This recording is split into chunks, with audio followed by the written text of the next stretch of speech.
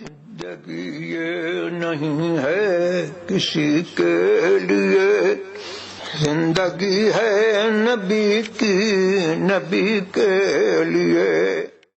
نحمده ونصلي ونسلم على رسوله الكريم،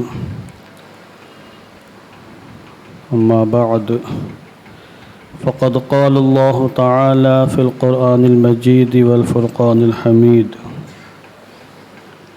قد أفلح من تزكى وذكر اسم ربه فصلى.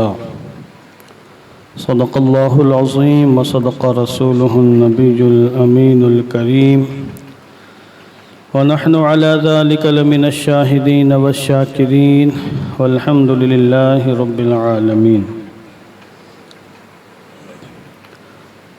آئیے انتہائی عقیدت و احترام کے ساتھ حضور رحمت عالم جان عالم فخر بنی آدم سید الانبیاء والمرسلین ارواحنا فداہ جناب محمد الرسول اللہ صلی اللہ تعالی علیہ وسلم کے مقدس بارگاہ میں درود و سلام کا ہدیہ محبت پیش فرما لیں۔ اللہم صلی علی سیدنا شفیعنا حبیبنا مولانا محمد وبارک وسلم صلاة و سلاما علیک یا رسول اللہ صلی اللہ تعالی علیہ وسلم۔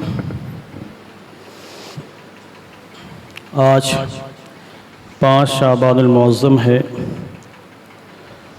اسی ماہ کی 2 تاریخ کو 2 شعبان المعظم کو ہمارے امام سیدنا امام اعظم ابو حنیفہ نعمان بن ثابت رضی اللہ تبارک و تعالی عنہ کا وصال ہوا، یعنی 2 شعبان المعظم سیدنا سرکار امام ابو حنیفہ رضی اللہ تعالی عنہ کا تاریخ وفات ہے، اور ہم ان کے مقلد ہیں۔ احکام فقہیہ میں ان کی تقلید کرتے ہیں، ان پر اعتماد کرتے ہیں اور ان کی تحقیقات سے فائدہ اٹھاتے ہیں۔ اور آج دنیا میں اکثر مسلمان سیدنا امام ابو حنیفہ رضی اللہ تعالیٰ عنہ کے مقلد ہیں، اور فقہی معاملات میں فقہی مسائل میں انہی کی پیروی کرتے ہیں۔ اس لیے مناسب معلوم ہوتا ہے کہ آج اس محفل میں اور اس بیان میں میں تھوڑا سا تذکرہ اپنے امام کا کروں گا، تاکہ ہمیں رغبت ملے، شوق ملے۔ حقوق 2 طرح کے ہیں، حقوق اللہ اور حقوق العباد۔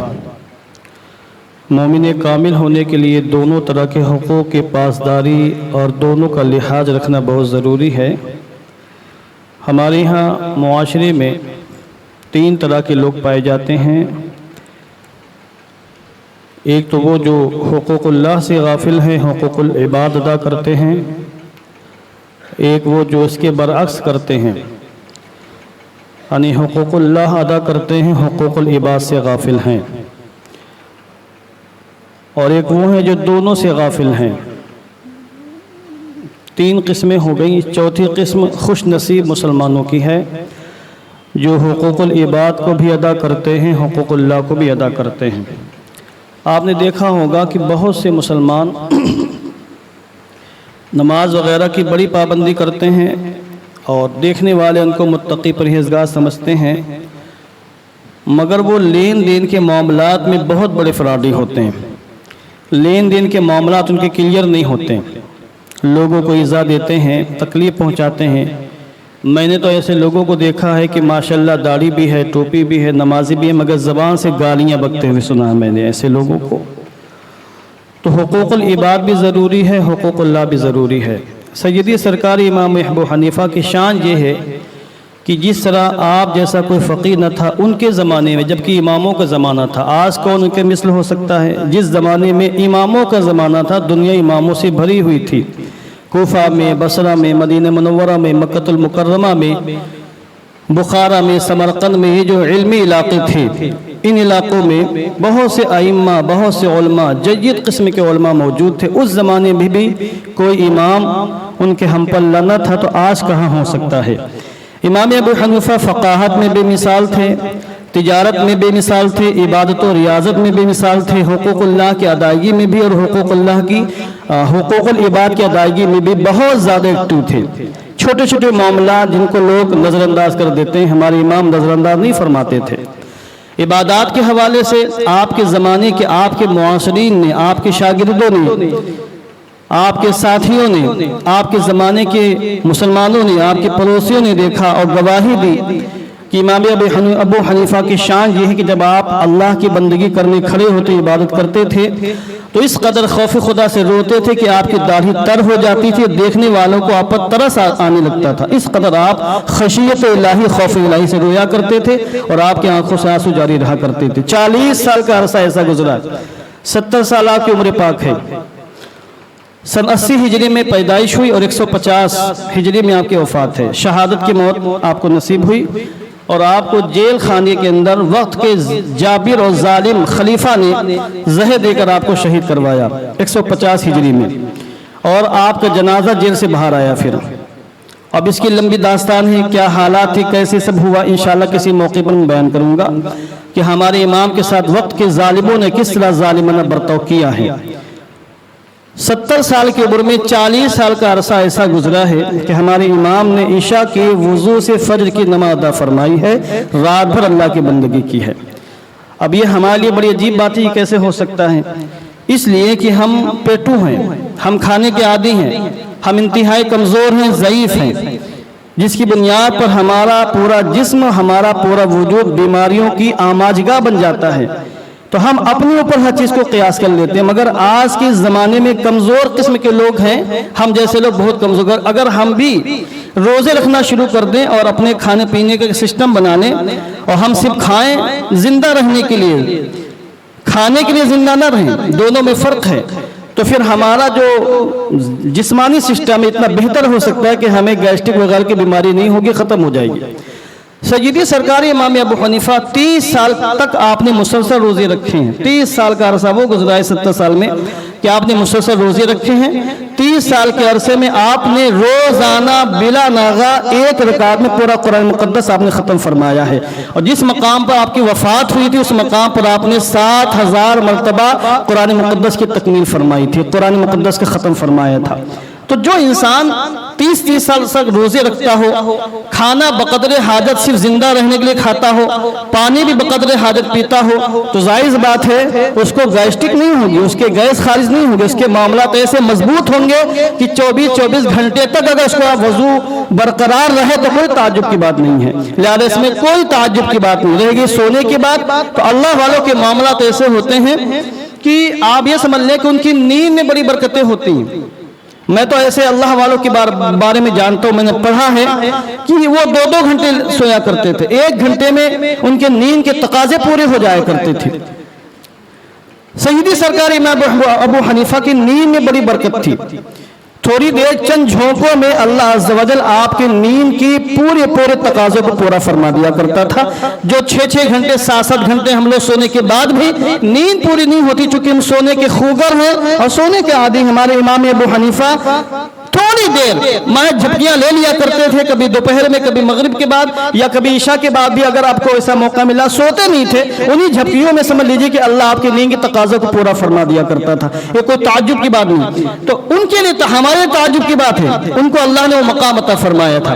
بہرحال آپ کی عبادت و بندگی ایسے اعلیٰ درجے کی تھی کہ آج کے زمانے ہم پڑھتے ہیں تو ہم حیرت زدہ ہو جاتے ہیں، ششدر ہو جاتے ہیں کہ اللہ اپنے بندوں کو کیسا کیسا مقام عطا فرماتا ہے۔ اس سلسلے میں اگر میں گفتگو کروں آپ کی عبادت و ریاضات کے حوالے سے تو پھر گفتگو طویل ہو جائے گی، وقت میں اتنی گنجائش نہیں ہے۔ میں آتا ہوں حقوق العباد کی جانب اور تقوی کی بات جہاں میں نے چھیڑی تو ایک بات میرے دماغ میں یہ بھی آگے دیکھی، رزق حلال یا ایسی چیز ہے کہ رزق حلال کے بعد ہی انسان کو عبادت کی لذت ملتی ہے۔ ایک انسان اگر حرام کھا رہا ہو، حرام پی رہا ہو تو پھر نہ اس کو عبادت کی لذت ملے گی، نہ عبادت کی برکتیں ملیں گی۔ عبادت کی لذت سے محروم رہے گا، عبادت کی برکتوں سے محروم رہے گا، اور ایسے شخص کی دعائیں بھی اللہ تعالیٰ کی بارگاہ میں رد کر دی جاتی ہیں، قبول نہیں کی جاتی۔ تو حلال کھانا یہ انتہائی ضروری ہے، اس پر باقاعدہ سخت ترین وعیدیں آئی ہیں۔ ہمارے امام کا معاملہ یہ تھا کہ اگر کسی شے کے حلال ہونے میں بھی شک ہو جاتا تھا تو اسے پرہیز کرتے تھے، نہیں نہیں کھاتے تھے۔ کوفہ کی سرزمین پر آپ رہا کرتے تھے۔ کوفہ کی سرزمین پر ایک مرتبہ ایک صاحب کی چند بکریاں چوری ہو گئیں، چرا لیا چرانے والوں نے، چند بکریاں چوری ہو گئیں۔ اب ظاہر جو چوری کرتے ہیں تو پالتے ہیں تو قصائی کے حوالے کر دیتے ہیں، بیچ دیتے ہیں، اور قصائی بوٹیاں مار کے ان کو بیچ دیتا ہے۔ تو امام ابو حنیفہ نے بکری کے ماہرین سے، جو لوگ بکریوں کو پالتے ہیں، ان سے پوچھا جا کر کہ یہ بتاؤ کہ بکریوں کی عمر عام طور سے کتنی ہوتی ہے، کتنے سال بکریاں زندہ رہ سکتی ہیں عام طور سے؟ تو آپ کو بہت بڑے بڑے بکریوں کے پالنے والوں نے، ماہرین نے بتایا کہ بکریاں زیادہ زیادہ 7 سال تک زندہ رہتی ہیں، 7 سال ان کی عمر ہوتی ہے۔ اس کے بعد وہ اگر ان کو ذبح نہ کیا جائے تو خود بخود وہ مر جاتی ہیں، 7 سال 8 سال۔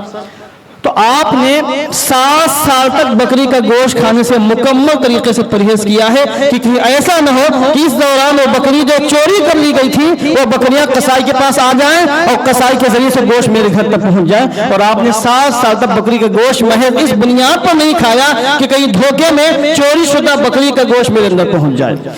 یہ تھا آپ کے تقوی کا عالم۔ جگر گردے کی بات ہے، یہ سب کے بس کی بات نہیں ہے، جس کو اللہ توفیق دیتا ہے۔ اور جو انسان حرام سے بچنا چاہتا ہے اس کے لیے اسباب مہیا ہو جاتے ہیں اور پھر سبب پیدا ہو جاتا ہے۔ آپ کا غلام تھا جو کپڑے کے معاملات میں بڑا ماہر تھا، چونکہ سرکار امام ابو حنیفہ بہت بڑے بزنس مین تاجر تھے، بہت بڑا گودام کپڑوں کا تھا، ایک سے ایک قیمتی لباس آپ کے پاس تھے۔ تو چونکہ وہ جو غلام تھا بڑا ماہر تھا، اس کو آپ نے بہت سے معاملات میں نگراں بنا دیا، سامان خریدنے میں، بیچنے میں۔ بہت بڑا کپڑوں کا آپ نے بنڈل اس کو عطا فرمایا کہ جا کے بیچو، جا کر قیمتی کپڑے تھے اس میں۔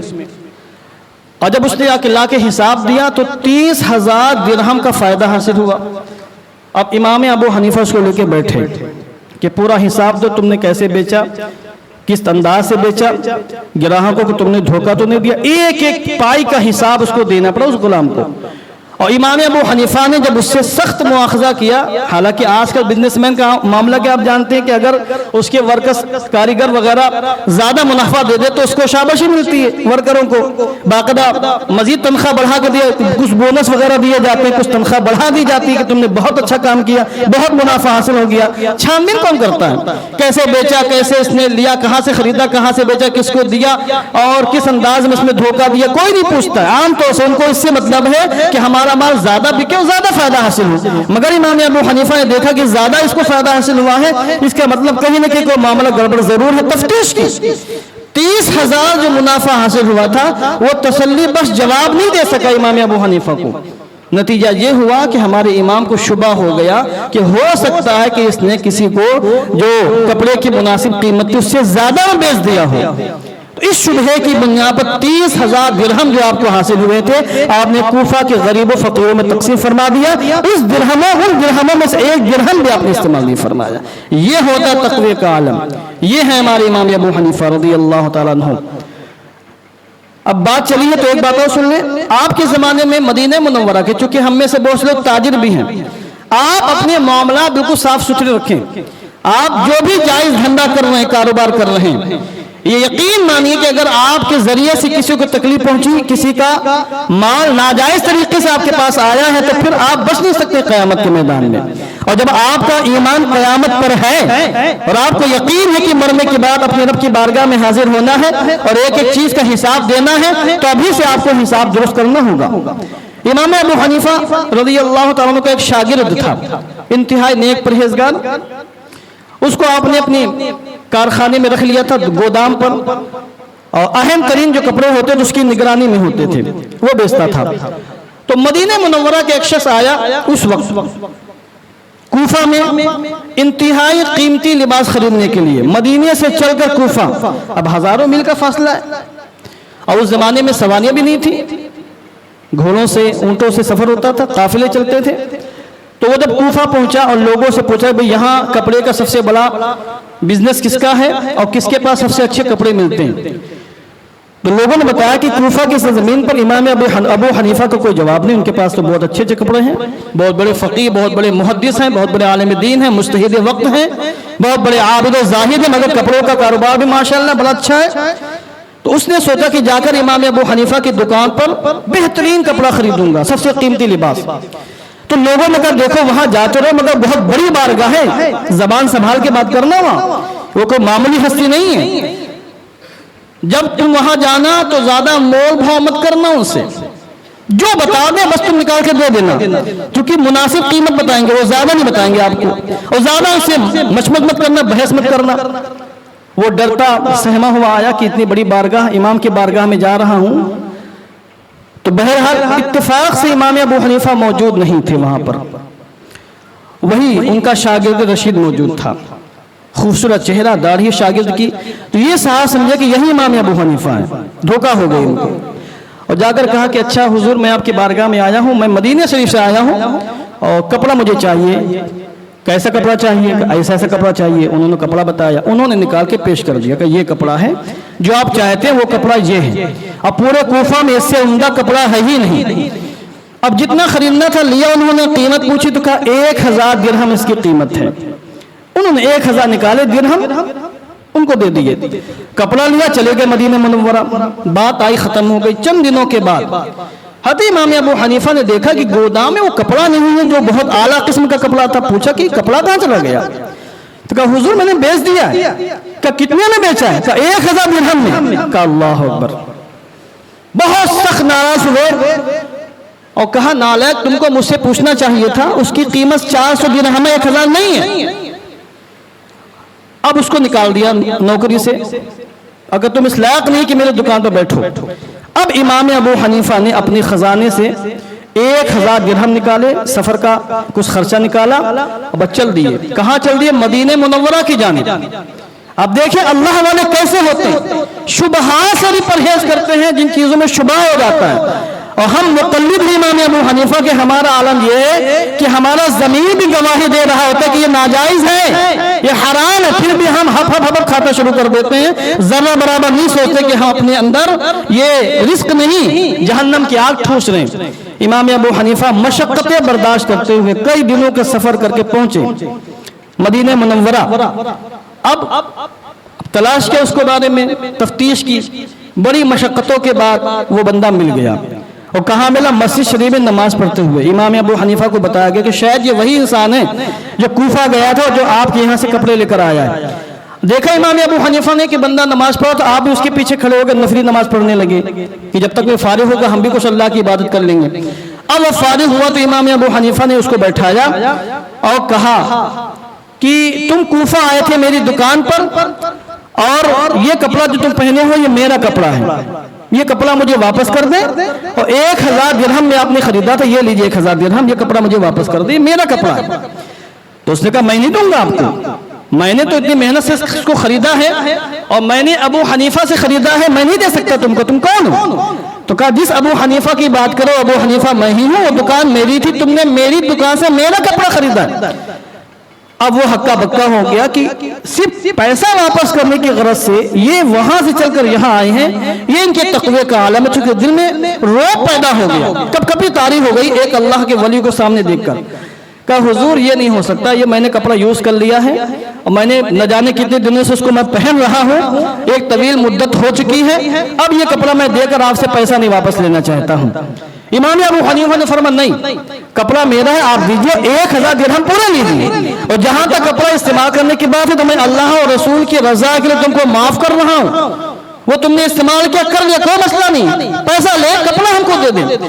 اس پر بھی وہ شخص تیار نہ ہوا تو امام ابو حنیفہ رضی اللہ تعالیٰ عنہ نے انہیں 1000 درہموں میں سے 600 درہم نکالے اور کہا اس کپڑے کی جو واجبی قیمت تھی وہ فقط 400 درہم تھی، وہ میرا شاگرد تھا، اس کو معلوم نہیں تھا، اس سے دھوکہ ہو گیا ہے، لہذا یہ 600 درہم رکھو اور مجھے معاف کر دو۔ معافی بھی مانگی اور 600 درہم بھی اس کو عطا فرمائے ہیں۔ یہ ہے ہمارے امام اعظم ابو حنیفہ رضی اللہ تعالیٰ عنہ، جن کی ہم تقلید کرتے ہیں اور جن کی ہم پیروی کرتے ہیں، اور ان کے بارے میں بکواسیں کی جا رہی ہیں۔ ہمارے امام اعظم کی شان یہ ہے کہ اگر ان کی شانوں کو بیان کیا جائے تو ہفتوں درکار ہوں گے۔ ہمارے علماء نے ان کی عظمت و شان کے حوالے سے اور ان کی سیرت پاک کے مختلف گوشوں کے حوالے سے ضخیم کتابیں لکھی ہیں، آپ کی فقاہت کو، آپ کے محدثانہ مقام کو اور آپ کی شاندار تجارت کو، آپ کی بات و ریاضت کو، سب کو ہمارے علماء نے کتابوں کے اندر فرمایا۔ یہ ساری باتیں وہ ہیں جو تواتر کے ساتھ ثابت ہیں۔ امام ابو حنیفہ کی شان یہ ہے، حقوق العباد کی طرف آتے ہیں، وقت ختم ہو رہا، 2 باتیں اور سن لیں آپ۔ تشریف لے جا رہے چند مریدوں کے ساتھ. حقوق العباد دیکھیں آپ, بندوں کے حقوق کیسے ادا کیے جاتے ہیں, انسانیت ہوتی کیا, رواداری کیا ہوتی ہے. ہم میں سے بہت سے لوگ مالدار اہل ثروت ہیں, وہ بھی اپنی گربان میں دیکھیں کہ ہم کس طریقے سے اپنے امام کی پیروی کر سکتے ہیں. امام اعظم تشریف لے جا رہے ہیں, ایک شخص سامنے آیا اور امام ابو حنیفہ کا چہرہ دیکھتی کترا کر نکلنے کی کوشش کی, اس نے راستہ چینج کر دیا. ہمارے ساتھ ایسا ہوتا کہ نہیں ہوتا؟ اگر ہم نے کسی کو قرضہ دیا ہے تو ظاہر سی بات ہے وہ نہیں دے پا رہا تو راستہ تو کترائے گا وہ آپ کے سامنے آتے ہوئے. اگر اس کے دل میں خوف خدا ہے تو آپ کے سامنے آتے ڈرے گا. اور اگر وہ کوئی چال باز ہے, مکار ہے, دھوکے باز, فرادی ہے, جو قرضہ لے کر دینا نہیں جانا, اسی نہ تان کے گھومے گا آپ کے سامنے. قرضہ مانگتے وقت لوگ بھیگی بلی بن جاتے, جب ان سے قرضہ وصول کریے تو شیر بن جاتے, دلیر بن جاتے ہیں. اس طرح کے معاملات ہمارے سامنے آتے ہیں. تو امام ابو حنیفہ نے دیکھا کہ راستہ بدل کے جا رہا ہے, اس کو بلوایا, پکڑوایا اپنے شاگردوں سے کہ یہ بندہ مجھے دیکھ کر چھپنے کیوں لگا, اس کو بلاؤ.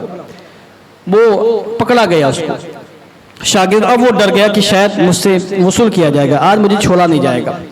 اور امام اعظم تو اتنے بڑے سخی تھے کہ دیکھ کر بھول جایا کرتے تھے کس کو دیا کس کو نہیں دیا. جب وہ شخص سامنے آیا تو امام ابو حنیفہ نے بڑی محبت سے پوچھا کہ آپ مجھے دیکھ کر شرمندہ ہو گئے اور راستہ بدل کر جانے لگے, آپ تو آ رہے تھے, واپس کیوں پلٹ گئے آپ, بات کیا ہے؟ کہا حضور معاف کر دیں, میں بہت شرمندہ ہوں. کہا کس بات پہ شرمندہ ہوں؟